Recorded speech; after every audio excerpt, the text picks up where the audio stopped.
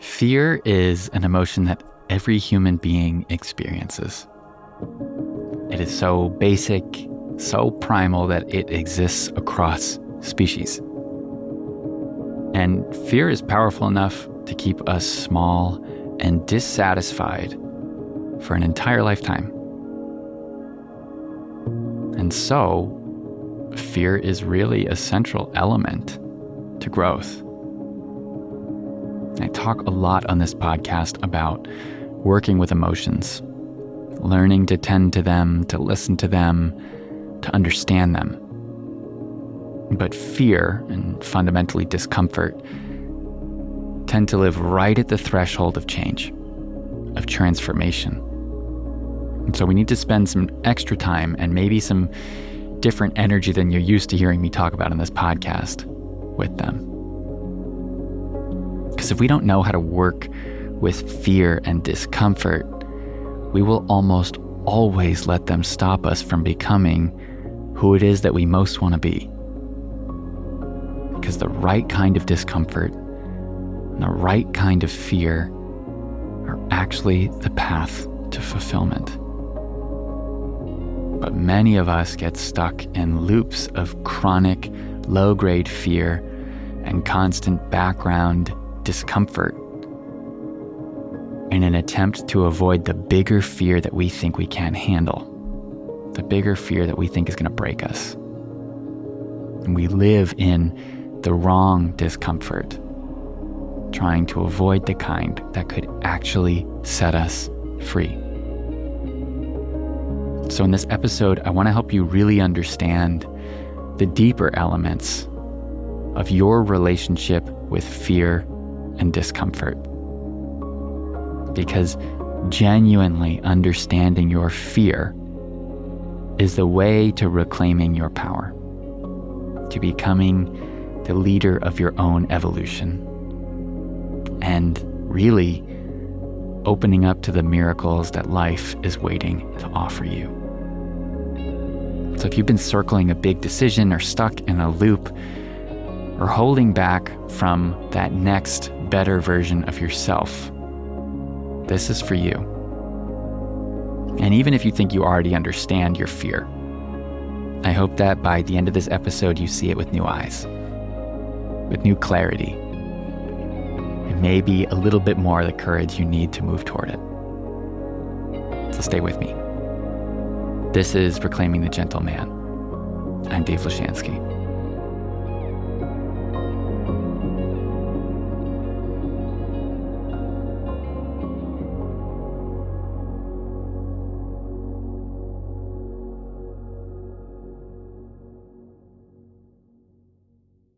Alan Watts once said this of fear: "If I did not dislike fear, it would not be fear."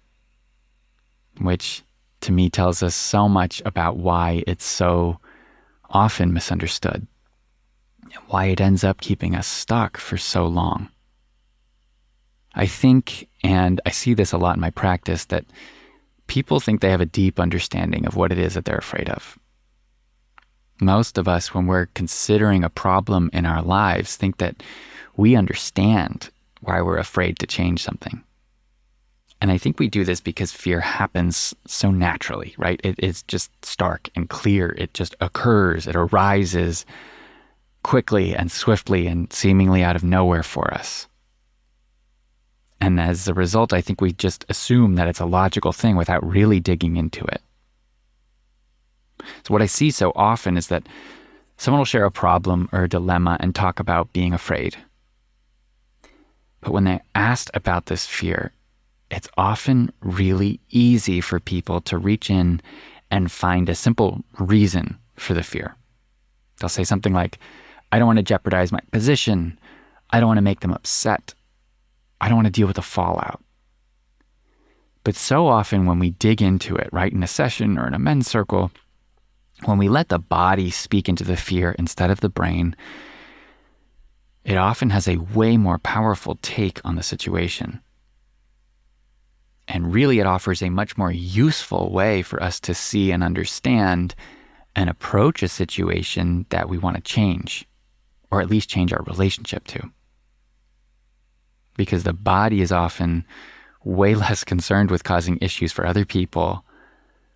And the body deals with a much more direct experience of the fear, right? The body is dealing with the story that we are telling ourselves about what is at stake for us. So I want to get into an example to really ground this. Let's say you want to have a conversation with your partner about something that didn't feel right. Maybe they said something in anger or in passing that hurt. And you've been feeling some pain, and as a result, kind of distancing yourself or feeling some distance in the moment since. You want to say something like, hey, can I talk to you about that last fight? Can I talk to you about that thing that you said? You want to fill them in because inside you know that it's keeping you distant and it doesn't feel good to be in this alone. But every time the moment comes, you hesitate. Your throat tightens up, your stomach ties itself in knots, and your mind jumps in with reasons. Now's not the right time. They already have so much going on. Your mind says, I don't want to seem demanding. Your mind says, this will just make things worse, right? These are the surface level fears. But when we slow down and actually tune into the body, the fear might be about something a little bit deeper. It might not be about upsetting your partner at all. The deeper fear might sound more like, I'm afraid that if I bring this up, I'll be told I'm too much. Or that what I need doesn't matter. The fear in your body might sound like, if I speak up and they don't respond in the right way, that'll hurt more than staying quiet. It might sound like, who am I in this relationship? Or who would I be without it? Now, that's maybe not the real fear. I don't want to use that language. But it might be the fear that's actually got its foot on the brakes that's keeping you from acting. It's the fear of being vulnerable, of expressing a need and not being met. A fear that maybe deep down, you don't matter as much as you hope you do to someone that you love. And that fear is not about logic. That is primal. That fear lives in the nervous system, not in your reasoning brain. But when we mistake the surface logic, the this will just make things worse logic, as the whole truth, if we never uncover what the deeper fear is, we tend to stay stuck. We tend to avoid the conversation. We tend to avoid asking for what we need. And we tend to allow that sense of disconnection and dissatisfaction to grow and to grow and to grow. But when we learn to name the deeper fear, to get intimate with it, to sit with it, to breathe into it, to be curious about it instead of letting it drive and sit under the surface in our unconscious mind, in our subconscious, then suddenly something else becomes possible. You will still feel that fear, but you'll no longer be paralyzed by it, and you'll probably stop looping so much on it. When you see the fear, when you presence that discomfort that it's creating, you open the door for change. This is getting real about the truth of your fear. What is at its root? And that is the beginning of every brave action that has the power to change our lives. But if we stay stuck on our surface level understandings of our own fears, we're going to have a much harder time taking the most meaningful steps we need to take in order to take charge of our own lives. Because what we think is keeping us stuck isn't usually the thing that's keeping us stuck. We stay stuck on the wrong fear and our mind stays looping on that thing, trying to piece together how this is keeping us so unhappy and why we can't move through this. Because it's not what's actually at play. Because there is a deeper and more rooted and more primal fear getting in the way that is totally unconscious to us a lot of the time. So how do we come into an understanding of our deeper fears so we can work with this discomfort and channel it into action? But first and foremost, I want to make a disclaimer that while in this episode I'm advocating for a bit more head-on action-oriented energy than maybe I have in previous episodes, I am also aware of what I see as the opposite approach that is often advocated by a lot of men's influencers that frankly is keeping people similarly stuck. And that's the approach of destroy your fear, eat your fear for breakfast, ignore the discomfort, blow past your limits because they're fake. And while I believe there totally could be a time and a place for that approach, I think a lot of people, and we see this all the time in the fitness world, I think a lot of people channel their numbness and their physical discomfort into extreme pain without considering the effect on their nervous system. And this needs real conscious consideration. And I think it needs a lot more body awareness than a lot of us have. Right? If you're going to use this approach of screw your limits, pedal to the metal, all or nothing, I think you really need to consider how you re-regulate yourself, whether it's even possible for you to do it afterward, and whether what you are doing is in service of yourself and your longevity, or if this is just another way of running. I think one way to test this is, how much comfort do you have in stillness? How much are you able to access quietude? How is your intimacy? Because in the wild and unpredictable ebbs and flows of life's ecstasy and boredom and suffering, all of these elements are necessary. So what is this path that I'm recommending instead? Well, a while ago, my therapist said something to me that has become my favorite way to think about tackling problems in life. And it's this. You can either do the hard thing first and pay in more discomfort up front, or do the hard thing later and pay over time. And now the answer isn't that you should always do the hard thing first. That is not what we're talking about. But the answer is about somatic awareness. Because so much of us, myself included, spend so much time and energy in a state of physical discomfort because we unconsciously are choosing to stay out of action to avoid the pain that we imagine to be too great for us. The pain that we think we can't afford to pay up front. And with somatic awareness, with coming into body awareness, what are the physical sensations we're experiencing in a given moment? This deeper understanding of where our fear lives inside of us, we often might make a different choice of when we do the hard thing, of when we pay. So how might we begin to do this? First, we need to begin by coming into a physical understanding of the fear that we're experiencing. Start by bringing your awareness into the physical sensation of discomfort that your fear creates inside of you, in your body. You have to start by noticing where it is that you feel it. Notice what comes up as you presence this fear, the discomfort. What is the texture of this discomfort? And when you have it in your awareness, when you've presenced the discomfort, the sensations of the fear, begin to speak to it as if it could talk back to you.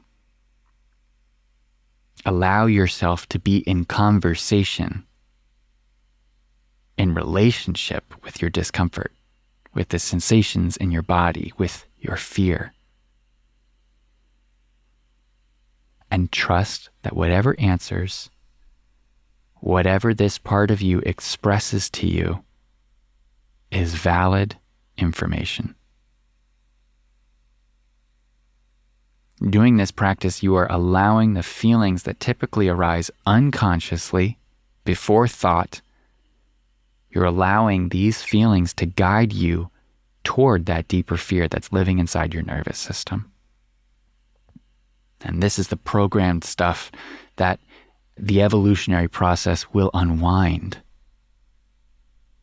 This is the stuff that will open you more fully to the world around you that will bring you into a deeper state of presence, and that will help you overcome the action paralysis you might be experiencing when you're stuck in a situation.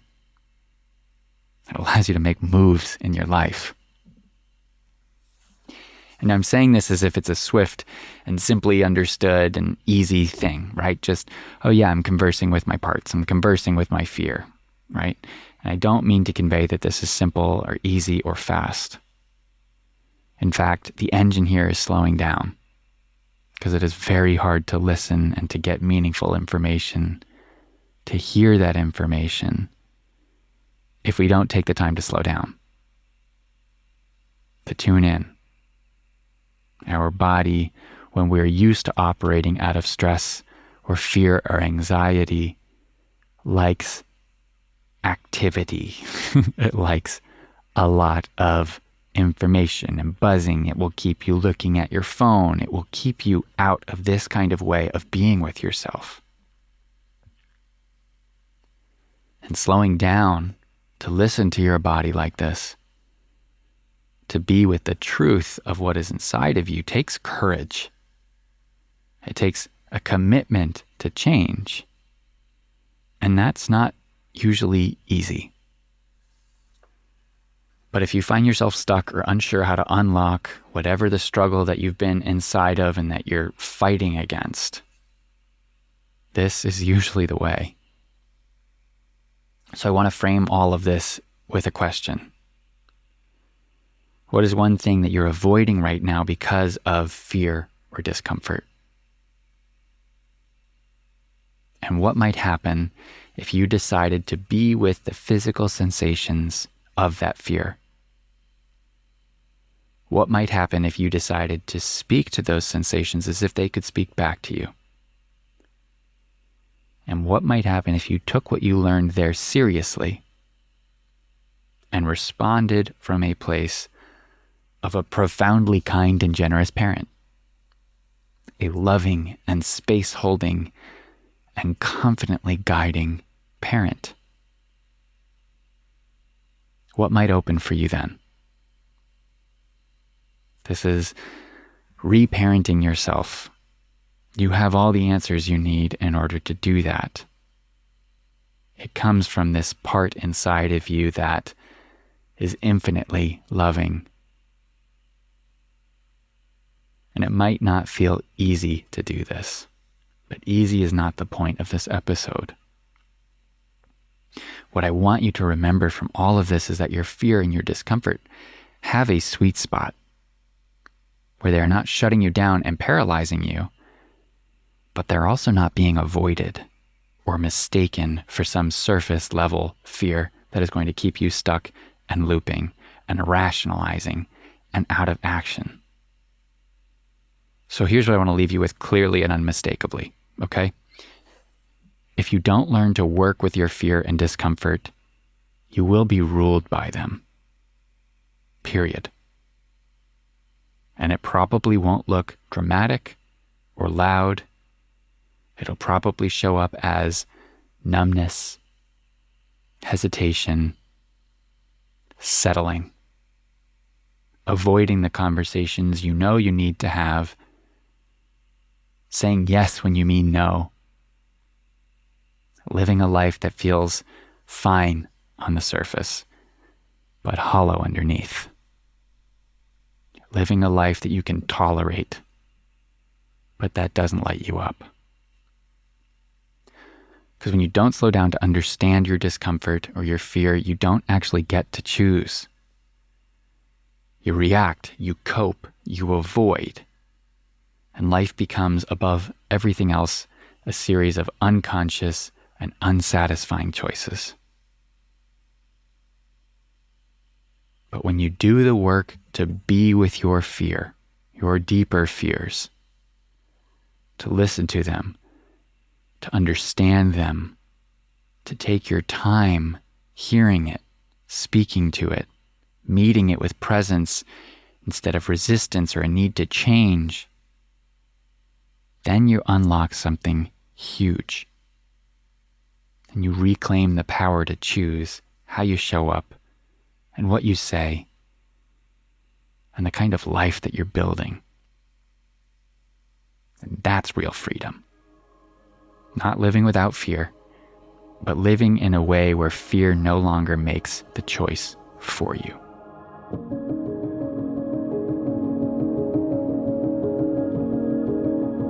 Thank you for listening to this episode of Reclaiming the Gentleman. We are just weeks away from opening the doors to Reclaiming the Gentleman, the 21-day men's program. If what you're hearing on this podcast has moved you into some new inquiry or some new action, this program in 21 days, I promise, will move you into something even more profound. I would love to have you join in. So if you want to be one of the first to be notified, you can sign up at davelashansky.com, or you can DM me on Instagram, and I'll have links to both of those in the show notes. As always, this episode was produced by me through my podcasting company, David Benjamin Sound, LLC. If you're interested in learning about podcasting and what it could do for you, your business, your career, please get in touch. You can visit us at davidbenjaminsound.com. Thank you so much for listening. I'll be back in a week.